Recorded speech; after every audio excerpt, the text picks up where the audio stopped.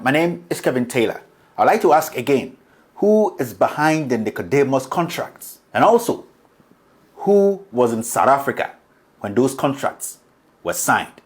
This is the Friday editorial.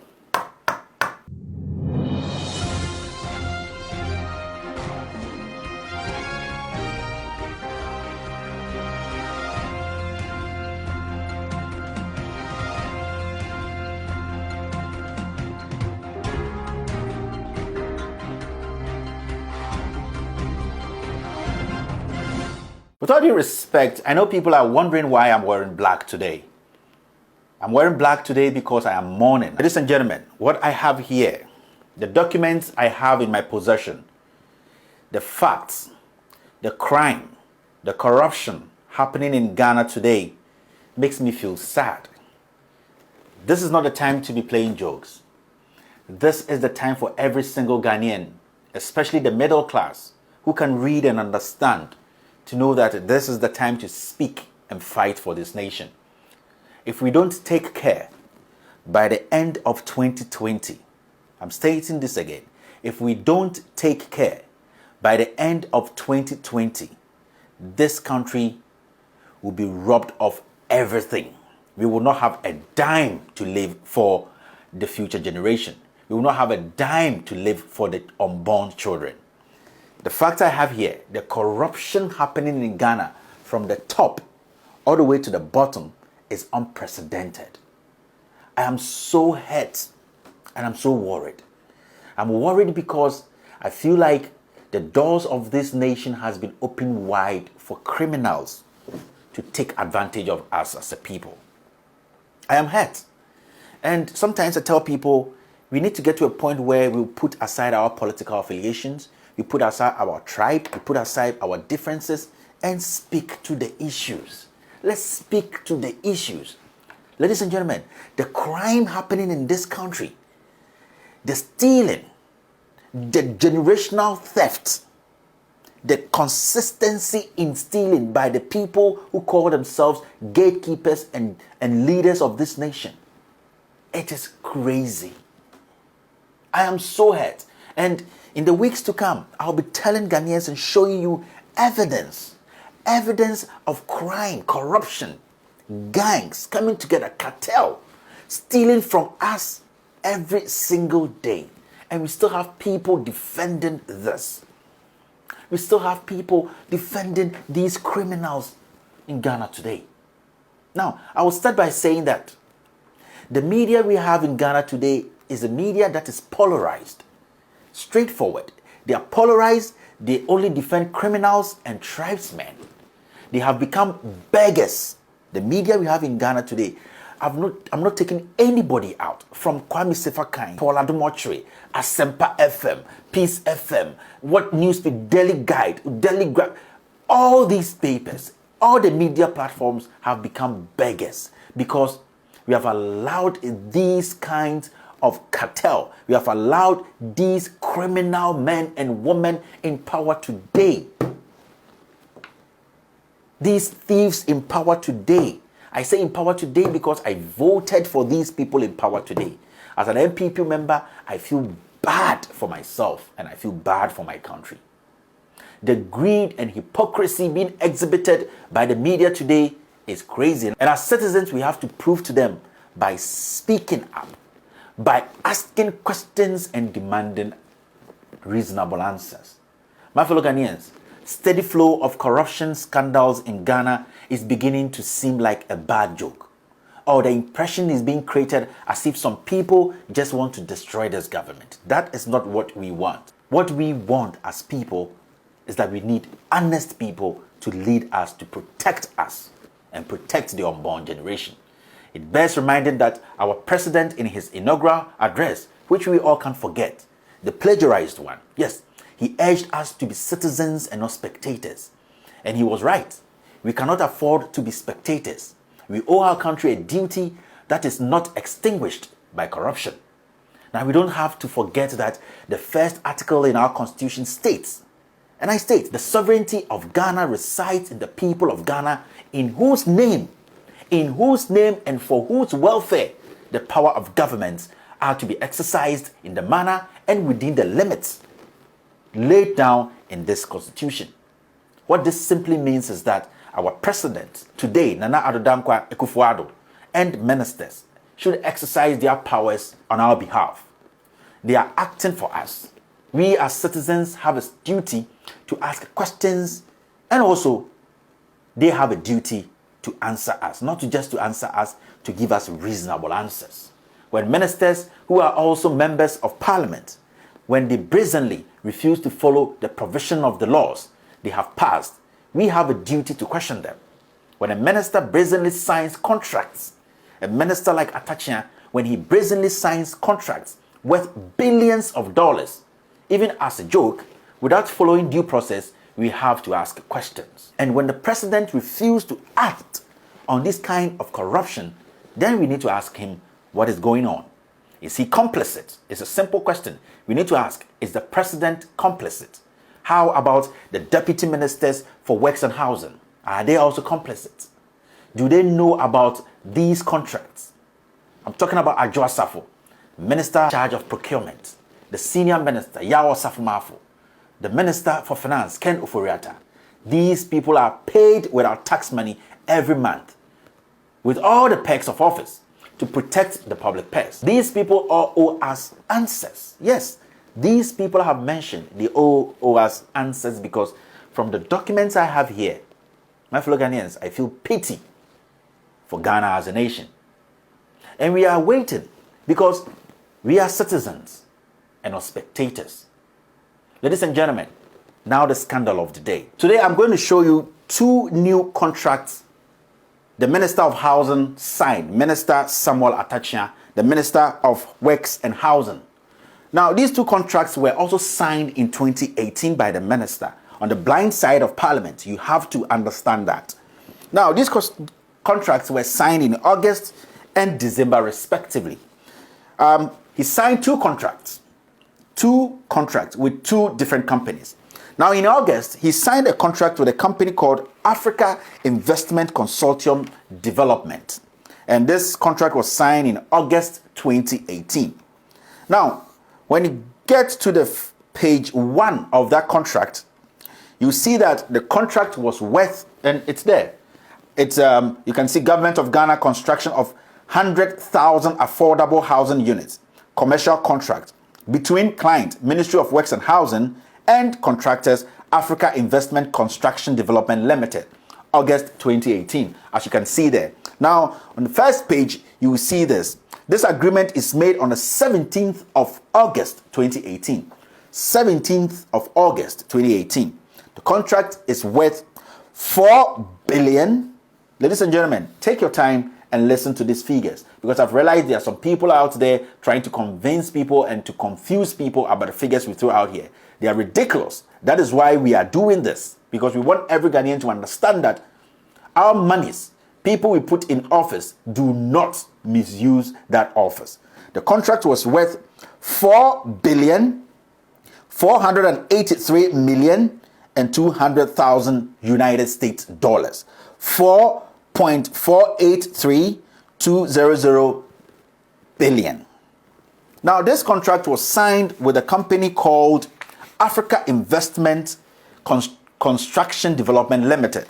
Now, when you go to the next page, you see that, and my producer will put it here, the client is the Government of Ghana acting through Ministry of Works and Housing, PO Box M43 Ministries Post Office.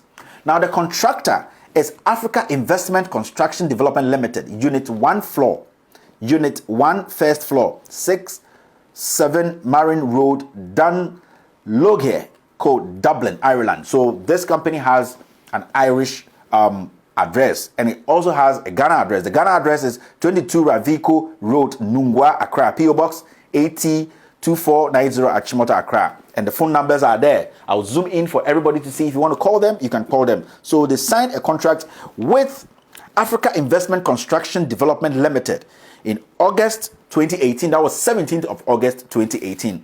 And then I have the witnesses here. My producer will put it here.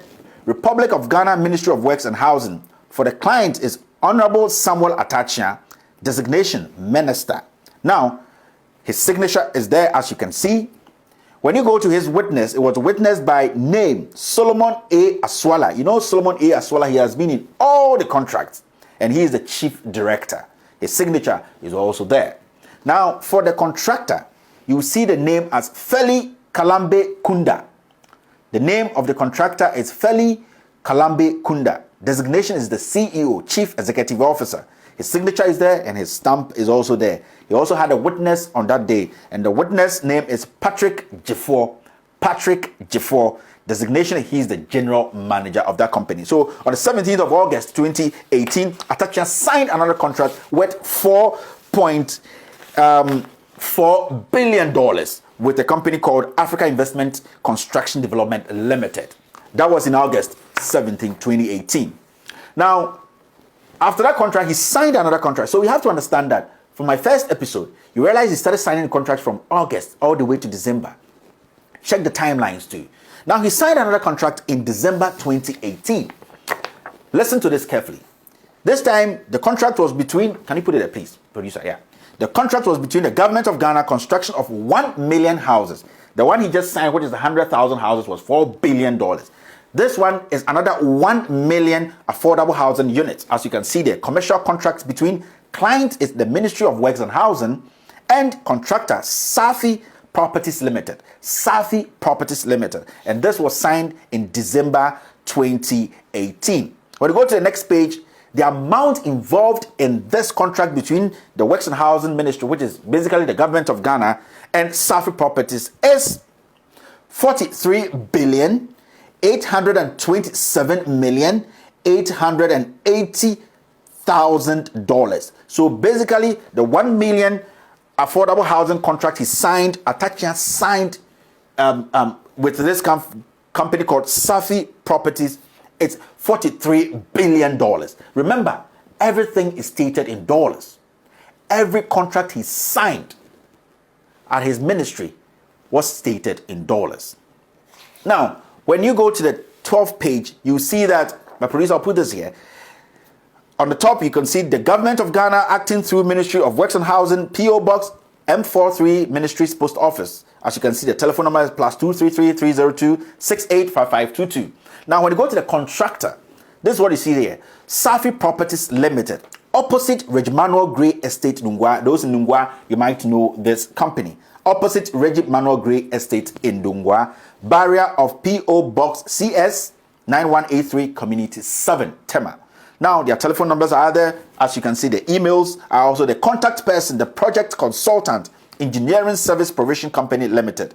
Number 5, Mankrado, Class East Cantonment. P.O. Box CTDTD 35 Cantonment, Accra. Their phone numbers are there. The producer will zoom in and everybody can see for themselves. Now, these are the witness to that contract.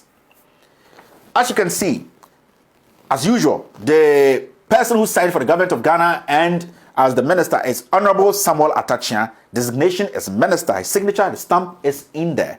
Now you have Solomon Aswala, a regular player here. His name is also in here and his signature you can see there. Now, the contractors. This is where you have to listen carefully. For the contractor, the name is Samuel Nana Akwesi Fredua Ajiman. This name sounds very interesting. Samuel Nana Akwesi Fredua Ajiman. He is the contractor. Now, designation, his position is Chief Executive Officer. The witness, as you can see there, is Bishop Akyea.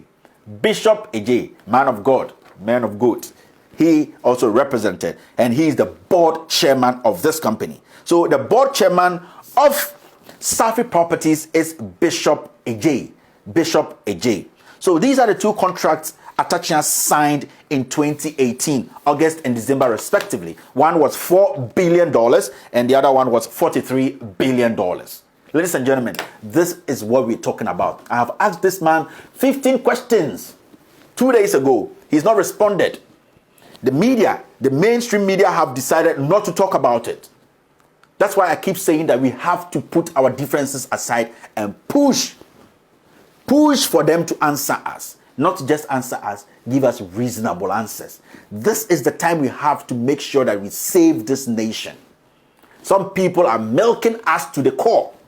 And I am worried for the documents I have here. Pages, hundreds and hundreds of pages. And these things are all scandals. These things are all scandals, my fellow Ghanaians. And we come on social media, we sit on radio, we come on TV, speak big English, wear Vietnam suits, lie to each other, but the country is going down the drain. This is not the time to be playing. Let's take this nation back from these wreckers, these rascals, these criminals. It is getting to the point. From what I'm seeing here, I've given up. But you know one thing? Our forefathers never gave up. So we have to fight. Fight and get the criminals out and bring our nation back. My fellow Ghanaians, this is not the end of everything. I have hundreds of contracts this minister has signed at Akyea, and I'm still waiting for him to answer me. I have questions I want to ask him today. 15 questions. This is where you have to pay attention, because there are some people in there who are encouraging him, who are part of this, and they are trying to make us think that it's only Akyea. No. Listen to the 15 questions coming up and make your judgment. It has clues in there. And in the weeks to come, I'll be revealing videos, pictures, audios of people who started meetings. Meetings in South Africa, Josie, Thriller in Josie. Meetings in August in South Africa, in the hotel. And I'll be showing Ghanaians the kind of people we have elected in office. I am not here because I hate anybody. I'm not here because I am petty. And I'm not here because I hate my fellow Ghanaian who is serving this nation. I am here because I want my people to know the truth. Everybody should pay very, very close attention. The reason why I'm saying this is because these questions, these 15 questions, have clues in them. And the clues will direct us to who and who were part of this deal. Yes. So listen attentively.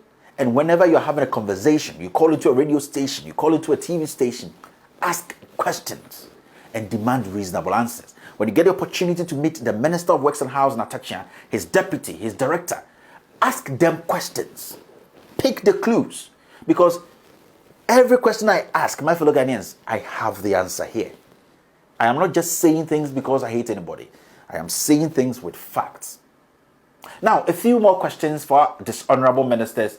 Yes, especially the dishonorable Minister for Works and Housing, Samuel Atta. Now, the first question is, how many contracts for affordable housing have you signed since you assumed office? This is a straightforward question. How many contracts for affordable housing have you, Akyea, signed since you assumed office? The second question is it true that you have signed contracts for close to 2.5 million houses? Is it true that you have signed contracts for close to 2.5 million houses?